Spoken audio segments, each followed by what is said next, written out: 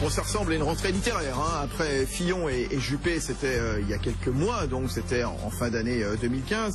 Voici Copé en librairie, donc, et bien depuis hier avec son retour, le sursaut français. C'est Jean-François Copé, le maire de Meaux, qui le signe. Et puis on attend aussi le livre de Sarkozy, Nicolas Sarkozy, ce sera lundi avec La France pour la vie. En attendant aussi Bruno Le Maire. Voilà, décidément la campagne pour les primaires, elle démarre en librairie. Mais au fait, est-ce que les politiques, est-ce que ça fait vent? Est-ce que ça fait recette, justement? On va en parler, notamment avec Manuel Carcassonne, directeur général des éditions Stock, qui publie justement le livre de Jean-François Copé. Rodolphe Bonas, président de CACOM, son groupe de communication spécialisé dans la distribution. Et puis Mathieu Jolivet, qui suit ici à BFM Business tous les dossiers politiques.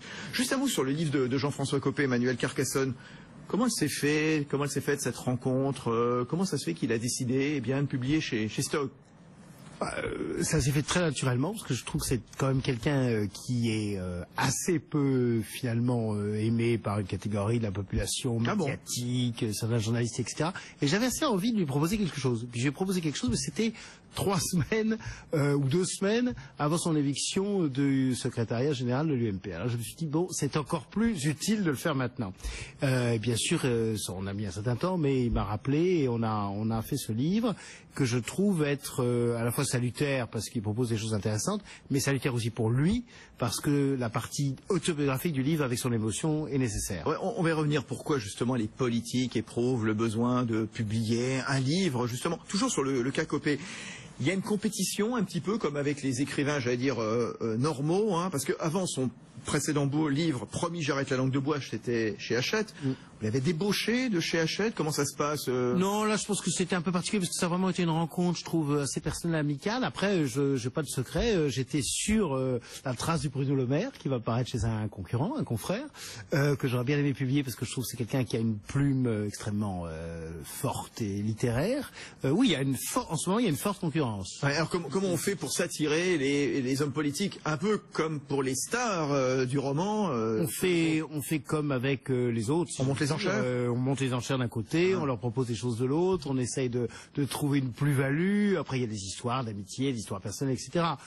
Je pense que l'argent compte aussi pour dire des choses sans langue de bois. Par exemple, allez, bon, vous allez me dire évidemment tout ça avec secret confidentiel. Mais Copé, par exemple, c'est quoi le contrat de Copé? Il touche combien sur chaque livre? Le livre est à 20 €. Le livre est à 20 €, il doit toucher ce que touche un auteur à peu près normal. De tête, je serais incapable de vous dire. Il doit avoir 14 ou 15%, j'imagine, sur ses ventes. Ce qui est bien, ce qui est pas les niveaux des grands best-sellers qui c'est plutôt du 20%. Mais après, le livre de Copé, il occupe aussi là les médias parce qu'il sort le 18 mois de silence. Si tout à l'heure vous allez nous demander, je le sens, est-ce que les livres politiques font vendre? Oui, ça dépend desquels. C'est la question que je vais poser. Je crois qu'Albin Michel avait proposé 70 000 ou 100 000 € à François Fillon avant de faire son livre offert, par exemple. Donc c'est beaucoup. Ouais.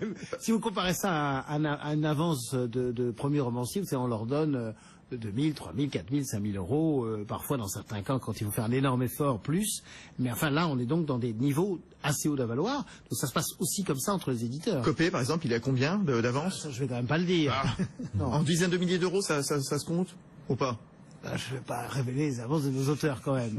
Mais enfin bon, c'est un homme politique, il est connu. Voilà, il faut faire un effort. Les éditeurs pour ces livres-là souvent font des efforts. C'est vrai que et ce qui les rend d'ailleurs parfois d'autant plus difficile à lancer, parce qu'il faut faire aussi des efforts pour le lancement, évidemment. Ouais, alors tiens, justement, est-ce que ça se vend les bouquins des politiques? Tiens, Rodolphe Bonas, vous qui travaillez en permanence avec les grands groupes de distribution. Alors, c'est en effet assez irrégulier. D'abord, il y a quelques règles qu'il faut arriver à mettre en perspective. Premier point, il y a les bouquins politiques écrits par les politiques, et puis les bouquins politiques écrits par les observateurs de la politique. Les bouquins sur la politique. Exactement. Donc déjà, ça fait 2 typologies de bouquins. Alors, concernant les bouquins écrits par les politiques, ce qu'on peut constater, c'est que souvent, quand ils font plus de politique, finalement, ils en vendent un peu plus que quand ils en font. Donc, souvenons-nous des ventes de Jacques Chirac qui avaient atteint 300 000 exemplaires.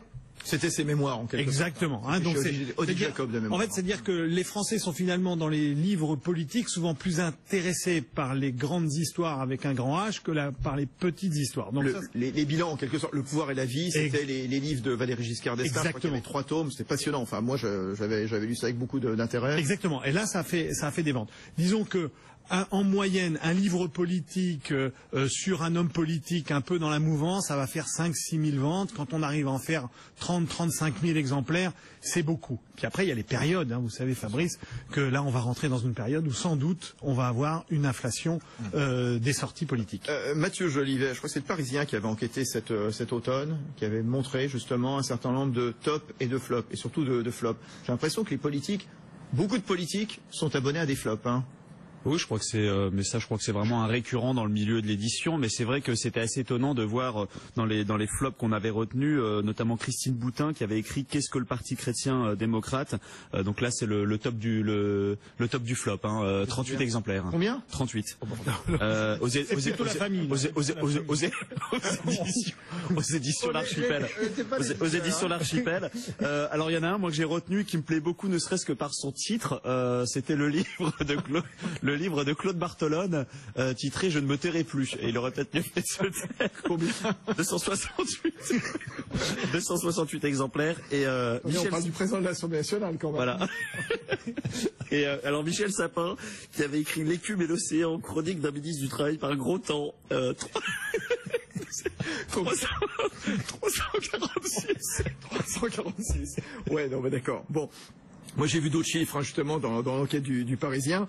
J'avais vu, en effet, Cécile Duflot, 665 exemplaires. Ramayad, pas tout à fait 1000. Jean-Christophe Cambadélis, 326 exemplaires. Et puis Daniel Fasquelle. On rappelle qu'il y a Daniel Fasquelle, qui est député maire du Touquet, c'est dans le Pas-de-Calais, 116 exemplaires. Il y a eu quand même mieux. Jean-Luc Mélenchon, son brûlot contre Merkel, le hareng de Bismarck, lui, c'était presque 40 000 exemplaires. Voilà. Alors, ouais, c'est beaucoup, Manuel Carcassonne. Alors, attention, parce que par exemple, moi j'avais publié naguère ou jadis un livre de François Léotard écrit vraiment en 4. On va rappeler pour les plus jeunes, c'était le président du Parti républicain, ministre de la Culture, de la cohabitation en 86. Il a écrit un livre très dur, vous vous en souvenez, sur Sarkozy, qui s'appelait Ça va mal finir. Ouais. Et on l'a sorti au mois de février, je me souviens très très bien, et on avait vendu 70 000 exemplaires. Pas mal. Et ou 60 000, enfin dans ces eaux-là. Les Français aiment aussi quand ça saigne. Il y a des périodes politiques, comme vous le disiez très justement. Et là, ils aiment bien quand ça saigne. Quand et je crois que ce qu'ils aiment, c'est les règlements de compte dans la famille. Les ventes marchent bien quand la droite tape sur la droite, quand la gauche tape sur la gauche. Copé ne se prive pas de régler ses comptes au quinquennat. Pas assez selon vous. Non, moi, j'aurais aimé, s'il avait écouté son éditeur, il aurait réglé ses comptes. Ça tombe bien. Alors, pardon, j'ai envie de savoir, je vous donne la parole, Rodolphe, dans un instant, mais ce que vous dites, voilà, s'il avait écouté son éditeur, quel travail vous menez donc entre un écrivain, alors moi je mets des guillemets, je ne sais pas si je dois mettre des guillemets ou pas, mais enfin en tout cas un politique, donc c'est pas le métier, versus les romanciers que vous publiez, et une maison d'édition. Un manuscrit, il est lu, relu, lorsqu'il s'agit d'un écrivain. Lorsque vous avez en face de vous Jean-François Copé, comment est-ce que vous travaillez, Manuel Carcassonne? Quand même un peu de la même manière, avec un petit peu plus de précaution. Mais oui, parce que c'est généralement des gens qui ont quand même une carrière et une vie qui fait qu'on ne peut pas non plus y aller trop fort. Mais Jean-François Copé... On ne sait jamais, vous ménagez la suite, éventuellement. Voilà. Jean-François Copé est sorti 18 mois de silence. Ouais. Et c'est vrai que ça lui a donné la possibilité, tout simplement, la liberté d'écrire son livre lui-même, de un. Alors oui, c'est lui-même, parce qu'il y a beaucoup. Oui, c'est totalement lui qui l'a écrit, et d'y consacrer beaucoup de temps. Ce que je me suis contenté d'essayer de lui apporter, c'est la nécessité d'y ajouter une vraie dimension autobiographique, une vraie dimension d'émotion et une dimension humaine, parce que je trouve que c'est un homme qui, effectivement, probablement assez pudique, qui se déshabille assez peu, et il avait besoin de dire quelque chose de lui, et pas seulement de la France. Et dans ce cas-là, il y a quelqu'un qui l'aide à écrire. Il l'a fait, enfin, on a discuté, une très longue discussion, je me souviens. Rodolphe Bonas. Non, mais ce qu'on peut noter, en effet, c'est vrai que en termes de succès, le ton compte beaucoup dans le bouquin. On en parlait tout à l'heure, c'est vrai que les règlements de compte vont tout de suite faire vendre. On se souvient de Besson qui avait écrit sur Ségolène Royal, il en a vendu 300 000 quand même. Et en revanche, quand on est sur des ouvrages purement politiques, là en revanche, tout d'un coup, les ventes sont beaucoup moins significatives. Alors, on peut juste faire un parallèle avec peut-être les marchés un peu étrangers, aux États-Unis ou en Angleterre, où là les livres politiques sont beaucoup plus trash qu'en France. C'est ça qui est intéressant, c'est-à-dire que en fait ça fait livre politique, non pas le livre n'a pas la vocation de stature par rapport à l'homme politique, c'est plutôt des livres qui descendent. C'est des livres vraiment trash business. Et là c'est intéressant. Et là ça fait des ventes aussi assez conséquentes. Les lecteurs aussi attendent en France des personnalités politiques qu'elles fendent l'armure. Et ça aussi aussi en général, c'est ce que j'imagine que c'est ce que vous recommandez, ou c'est par ce prisme-là que vous devez relire le manuscrit de vos... Parce que je pense que, si vous voulez, en gros, ce qu'on a toujours dit, c'était que les programmes se vendaient mal. Voilà. Quand on arrive finalement aux choses un peu sérieuses, les livres programmatiques, là, ça se vend généralement plus mal. Alain Juppé d'ailleurs est une exception là-dedans, parce que Mes chemins pour l'école, c'est très bien vendu, et alors c'est un livre programmatique quand même assez... Celui-là, je ne sais pas, parce qu'il en fait 4 quand même, ce qui est beaucoup, qui d'ailleurs c'est courageux. Après, vous avez vraiment des personnalités qui portent plus ou moins les livres, et puis vous avez quand même aussi, vous l'avez pas dit, pardon, je veux pas faire le patron de l'émission, mais je trouve qu'il y a une veine qui marche très très bien, c'est la veine satirique sur la politique. Patrick Rambaud, qui était un merveilleux écrivain, a fait toute une série sur Nicolas Sarkozy. Il en a fait 5, hein. Oui. Et maintenant sur François Hollande. Maintenant sur François Hollande. Et c'était quand même de très grosses ventes.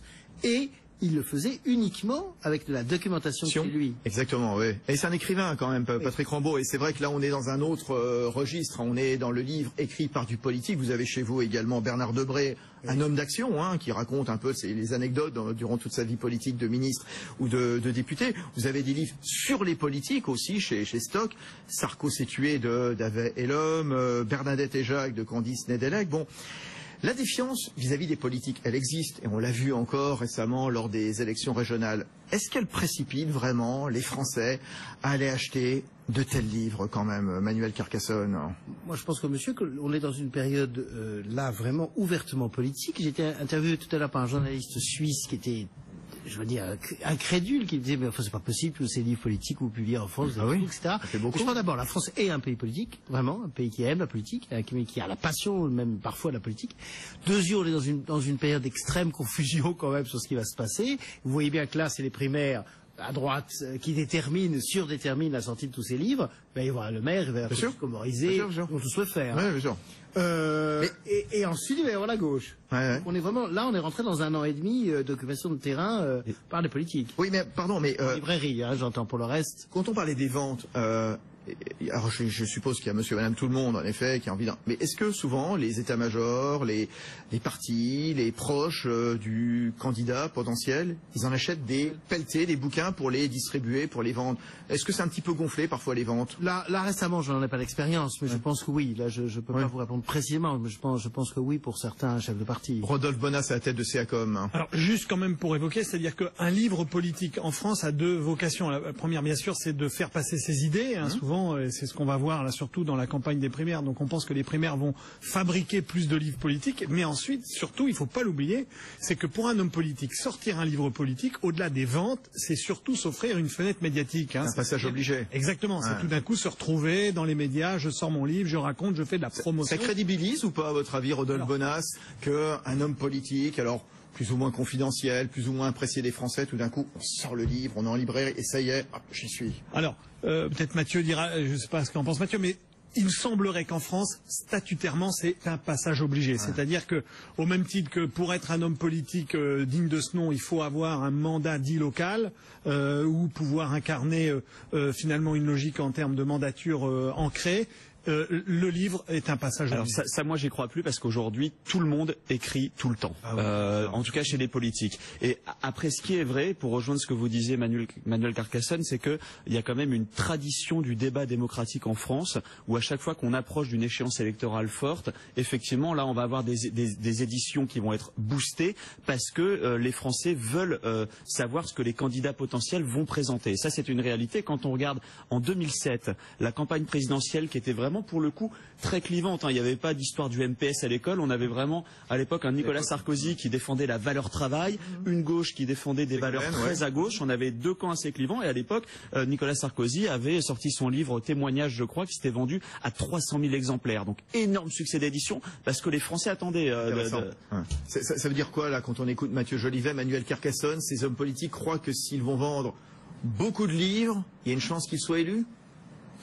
Je pense qu'il y a quand même une adéquation entre la possibilité d'exister à travers le livre. Moi, je vois. Par exemple, Copé, il va en vendre combien à votre avis? Là, nous, c'est quand même plus modeste. Là, nous sommes dans un tirage de 25 à 30 000 exemplaires. Oui, mais après, on peut réimprimer. Mais le livre vient de sortir, donc ça va forcément, j'espère, monter les réactions visuelles. Et puis, il a fait le divan avant-hier, il a fait RTL hier matin, il faisait Routel Krief sur BFM TV ce soir. Tout ça, ça marche, ça apporte des lecteurs. Regardez, quand vous allez dans un salon du livre, vous savez, il en existe des centaines en France, des salons du livre, foires du livre, salons du livre, etc. Vous voyez, tout d'un coup, il y a un homme politique qui signe. Là, vous voyez un attroupement. Vous voyez qu'il y a un malheureux premier romancier qui signe devant personne. Et puis vous voyez, comme j'ai vu François Hollande, par exemple, à Brive, ou Jacques Chirac, etc. Et vous voyez des centaines de personnes. Vous vous dites, bon, les gens, ça les amuse. Et il y a quand même cette adéquation entre des livres politiques et leur réelle popularité. Après, il y a plein de livres politiques différents. Il y en a quand même des bons, il y en a quand même des mauvais. J'en ai fait quelques-uns de mauvais aussi, mais je ne dirai pas lesquels. Oui, mais tiens, justement, c'est important pour une maison d'édition d'avoir quand même un politique catalogue dans son écurie. Je pense que c'est important. Pour quelle raison? J'y tiens beaucoup. C'est parce que vous avez le plus, franchement, chez Stock. Non, on est un éditeur de littérature, en principe, essentiellement, mais c'est important d'avoir des hommes politiques et des femmes politiques. Pardon, j'insiste quand même sur la... Oui, non, mais on a compris quand on te parle. Parce que je crois qu'on représente aussi la société. Et la politique dans la société, c'est très important. Et là, dans la période que nous traversons et que nous allons aborder avec, à mon avis, pas mal de violence et de véhémence, c'est plus qu'important. Mais le moins possible quand même. Ça va pas être votre principal rayon. C'est pas notre cœur de métier, hein, mais je pense que c'est important que ça soit représenté. Oui. Alors, en tout cas, pourquoi on écrit un livre, hein, en effet, comme vous le disiez, Rodolphe, Mathieu Jolivet, on est en période électorale, en tout cas pour les primaires de l'UMP, enfin des Républicains. Il faut dire ce qu'on donner un programme, donner les grandes lignes de comment on pourrait diriger la France. Il y a quand même, j'ai l'impression, un point commun à tous ces bouquins, c'est parler aux Français et faire son mea culpa. Copé qui s'affirme changé et libre, dans le livre que vous publiez, hein, le sursaut français. Sur Facebook, Nicolas Sarkozy qui disait en début de semaine « J'ai voulu faire cet effort d'aller chercher au fond de moi ma vérité sur mes erreurs comme sur mes réussites ». Alain Juppé, oui j'ai changé, j'ai appris avec l'expérience que j'en ai trop fait à cette époque. Et puis François Fillon qui dit le projet de 2007 n'était pas suffisamment ambitieux par rapport à la gravité de la situation. J'en assume la responsabilité. C'est important aussi d'apporter cette touche humaine, de faire son mea culpa, Mathieu Jolivet, des hommes politiques, vis-à-vis des Français qui doutent en permanence. C'est important, mais encore une fois, je ne sais pas si les recettes qui marchaient hier vont marcher encore aujourd'hui, parce qu'il y a une telle défiance vis-à-vis du politique que on prend l'exemple de Jean-François Copé. On l'entend bien maintenant, son fil rouge, c'est autour de la bienveillance, mais aujourd'hui, la bienveillance dans un programme politique, je ne sais pas vraiment si ça marchait. Moi, par exemple, aujourd'hui, alors c'est peut-être pas forcément le plus à propos en pleine période électorale, mais dans les livres politiques, celui qui m'intéresse le plus, c'est vraiment Bruno Le Maire, parce que là, vous avez quelqu'un déjà qui a une vraie plume. Et qui en plus, quand vous regardez tous ces livres, il vous emmène, vous avez l'impression d'être vraiment une petite souris au cœur du pouvoir, et il vous raconte le quotidien d'un pouvoir avec ses hauts, ses bas. C'est vraiment extraordinaire, sans juger les idées. Et lui n'a pas fait que du livre politique pour le coup. Non. Et là on est dans de la littérature, mais qui vous emmène au cœur du pouvoir. Je me demande si ce serait pas à la tête de Stock. Si je peux me permettre, la différence, c'est que Bruno Le Maire est par ailleurs quelqu'un qui manie vraiment bien les mots, qui est un écrivain, etc. Oui, c'est un normalien littéraire qui a... qui sont un peu dans les coulisses de la politique. Je pense que quand Bruno Le Maire fera, parce que je suppose qu'il va le faire, un programme à un moment ou à un autre, on verra aussi comment ça va se passer. Enfin là, il y a quand même beaucoup d'excitation autour de ça. Moi, ça me frappe. D'abord, on est là pour ça, mais ailleurs, cette excitation autour du livre politique, autour des idées, existe. Et les essayistes, c'est un autre sujet, mais les essayistes reviennent très fort à l'avant. Je veux dire, on consulte les hommes d'idées, les femmes d'idées, les intellectuels. Peut-être juste une chose, c'est que ça permet aussi aux hommes politiques en ce moment de lancer des ballons d'essai. Ça, c'est quand même la chose intéressante. Regardez par exemple le Faire. Je pense que ne serait-ce que sur le titre du livre de François Fillon, comment est-ce que les Français, comment est-ce qu'ils vont recevoir ce mot faire? Comment est-ce qu'ils vont recevoir cette idée de trancher à la hache dans les dépenses publiques à hauteur de 110, 150 milliards? Il explique comment il va le faire dedans. Donc ça permet un petit peu de prendre le pouls aussi peut-être de l'opinion, savoir si c'est on peut le faire dans une interview aussi. Hein. Rodolphe Bonas, CACOM. Oui, c'est assez intéressant parce qu'il faut savoir qu'il y a un timing aussi qui se met en place. Hein. Bien évidemment, on a l'échéance l'an prochain qui arrive à grande allure.